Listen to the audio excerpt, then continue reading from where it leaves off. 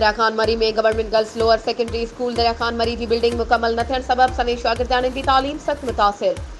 शहरन ऐं स्कूल के शागिर्दनि पारां नुसरत वाह पुल ते निटरणो समेत जारी मुज़ाहिरो, ठेकेदार खिलाफ सख्त नारेबाज़ी। एहतजाज कंदड़नि हबीब मरी, ज़ाहिद हुसैन, सिंधु गुलाम मुस्तफ़ा, ख़ासकेली अब्दुर्रहमान राजपूत सहाफ़िन सां ॻाल्हाईंदे चयो त 4 सालनि खां government girls lower secondary school की बिल्डिंग जो कम मुकम्मल नाहे थी सघियो। एहतजाज कंदड़नि चयो त ठेकेदार government girls lower secondary school जो कम अध में छॾे ग़ाइब थी वियो आहे, जे सबब government girls lower secondary school में 6 क्लास खां 8हीं क्लास में तालीम हासिल कंदड़ शागिर्दाणियूं प्राइमरी स्कूल की इमारत में डबल शिफ्ट में तालीम हासिल करण ते मजबूर आहिनि। एहतजाज कंदड़नि निगरान वज़ीर आला सिंध, निगरान तालीम के सूबाई वज़ीर, बिल्डिंग्स खाते के आला अमलदारन, कमिश्नर शहीद बनज़ीराबाद, डीसी नौशरो फिरोज समेत